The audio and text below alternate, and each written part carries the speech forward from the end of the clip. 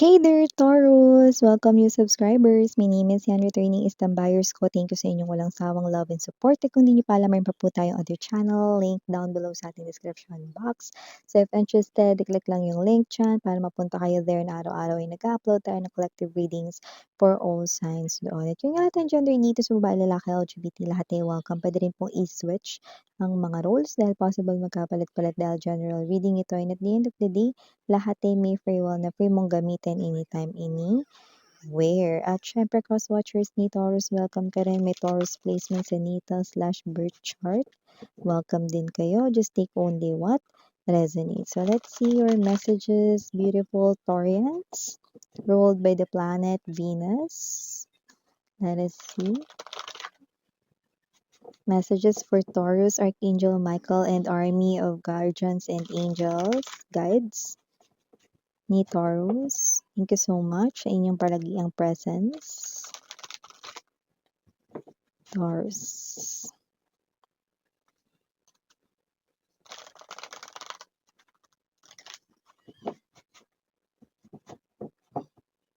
Okay, so let's go ahead and check these messages for Taurus, please. So guys, meron kayo ditong energy ng Queen of Clubs, Six of Spades, King of Spades, Nine of Spades, I mean the Nine of Clubs, pero nabanggit natin yung Nine of Spades, mamaya babanggitin ko yun. Eight of Spades, Ace of Spades, bottom of the deck we have the Three of Clover or the Clubs, Seven of Spades, the Chariot, and the Two of Spades.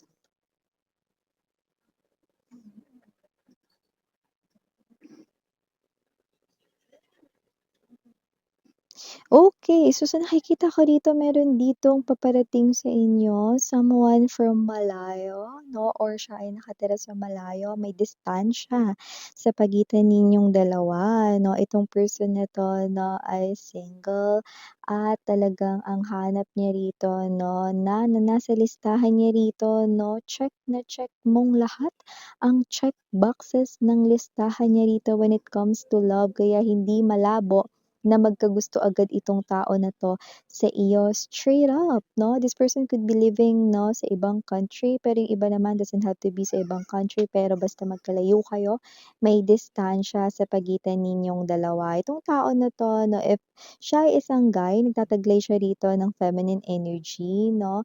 Parang nakikita ko dito, 'no, na mas strong yung personality mo, 'no? This person here is someone who's sweet and charming, yung nakikita natin dito, 'no? Ibig lang sabihin nito mga babes na romantic siya, 'no, and someone who is very gentle, 'yan, 'no? Pero hindi siya weak,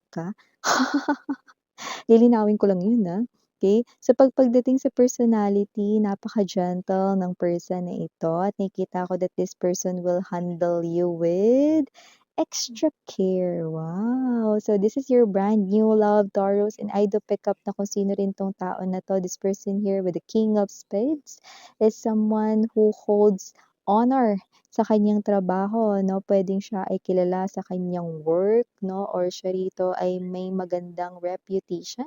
Puwede rin naman na siya ay may mataas na katungkulan, rank or higher rank sa kanyang pinagtatrabahuhan. This person may money, may ipon ito, 'no, and nakikita ko siyang nagta-travel papunta sa'yo. Look at that, look at that, look at that. Oh, 'di ba? So, kung sino rin 'tong energy na 'to, na maybe this person here will love your hair or maybe meron siya mismo, meron siyang ginagawa sa sarili niyang hair na puwedeng mannerism or behavior, 'no, na puwede mong maispatan kung sa mga una-unang bahagi ng pagkakakilala mo sa kanya puwede mo maging clue yan na siya yung tinutukoy ni Miss yan, eh. Okay, so maliban diyan, we have here the Nine of Clubs, pero binanggit ko yung Nine of Spades dito. Ibig sabihin, this is the Sun, ha? Ibig sabihin mga bibs 'no, mukhang malapit ka na rin sa bagay na pangarap mo. May wish ka rito 'no, na parang ilang kembot na lang matutupad na, pero doubt ay getting sa yung way 'no. Basa! It is well to have as many holds upon happiness as possible 'no. So nakikita ko rito na okey lang 'yan, na huwag kayong maniwala ron na dahil sobrang saya ninyo, halos mangiyak-ngiyak na kayo sa happiness 'no, ay susunod nun iiyak kayo. Naku, it's just a myth 'no, hindi yun totoo 'no. So I do pick up 'no, na huwag kayong mag-doubt dito 'no, na mangyayari or posible kaya 'tong mangyaring hiling ko na ito, parang imposible ata 'to. Naku, cut it out 'no. Cut off mo yang doubt mo na yan, sweetheart Taurus. Kasi nakikita natin dito, this is undeniably the sun. And the sun ay ang pinakamasayang tarot sa buong deck, no? And it is also a major arcana here. So whatever it is, no, that talagang nilaban mo tong wish na to, no, talagang hinold mo to sa iyong self na matutupad din itong pangarap ko one day. Yung one day na yun, ilang kembot na lang, be. Kaya don't doubt it 'no. Pansinin mo the Sun and the Justice nagtabi pa sila, okey? At hindi yan isang klase lang 'no, ng nagkataon 'no, at tingnan mo Taurus energy, Empress, ayan oh. So definitely kung ano 'tong bagay na gusto mo 'no, balanse yan 'no, at abundance yan. Prosperity yan, kasaganahan yan 'no. So in other words, pakikinabangan mo yan at yan nga yung nilalaman ng wish mo. Mo na yan, yan ang good karmang mo. Taurus, Eight of Spades energy. So definitely 'no, itong magandang mensahe na 'to ay parating na at eto nakikita na natin ito 'no, na OTW na sa'yo, 'yan. So nakita rin pala ako dito mga babes 'no, ng energy na maaaring merong mag-end sa iyong life ngayon, okey. Pero hindi ko nakikita na end of life 'yun, ng kahit na sinong ka-close mo, hindi ha. Okey, ibig sabihin puwedeng hindi mo nakikita ngayon na lilipat ka ng trabaho, pero you will, okey? Or hindi mo nakikita ngayon na meron kang friend na tatanggalin sa life mo, okey, pero you will 'no? Or kung ano yung mag-e-end na yun sa life mo, in other words, either hindi mo yun kailangan or nag-end yun para makapag-umpisa ka ng mas maganda.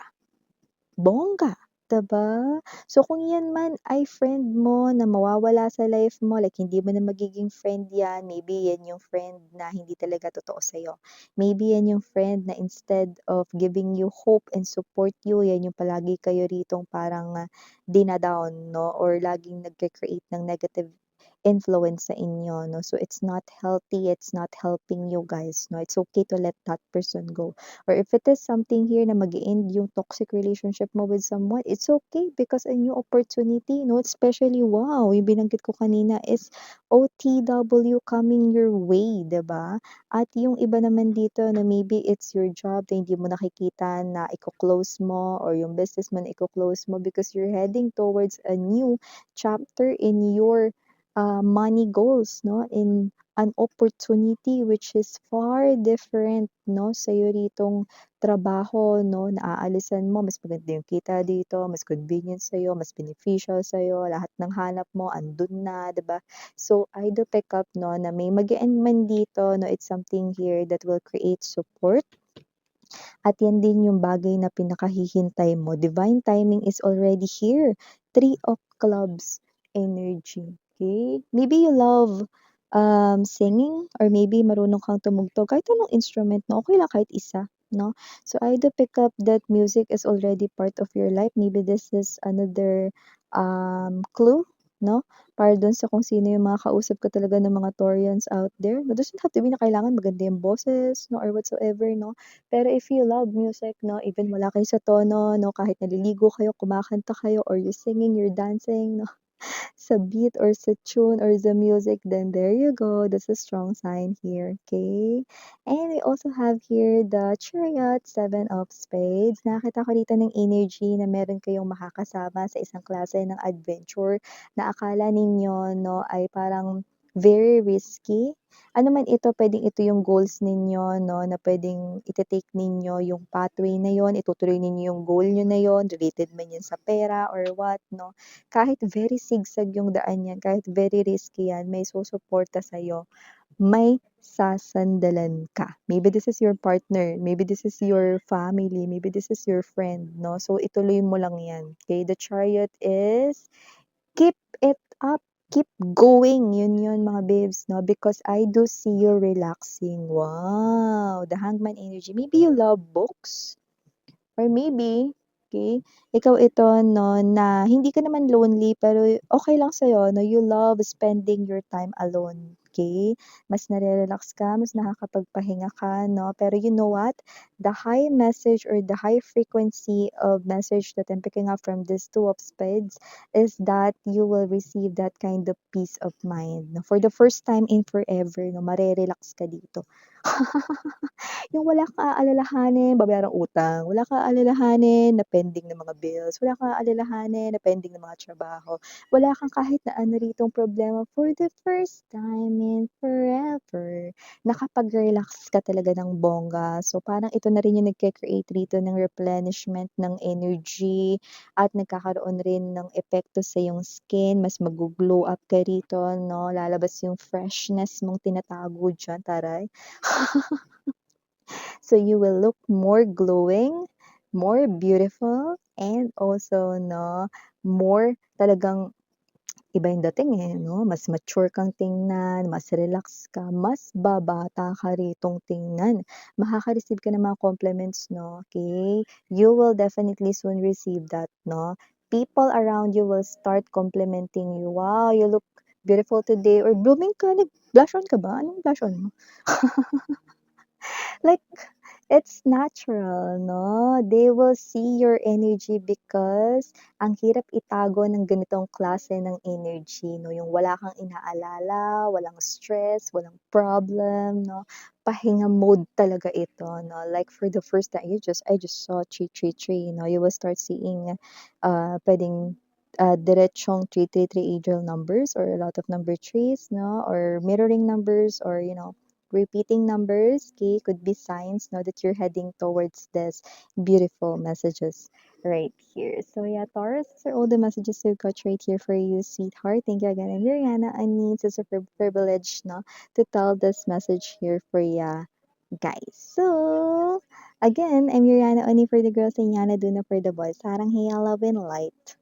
Annyeong!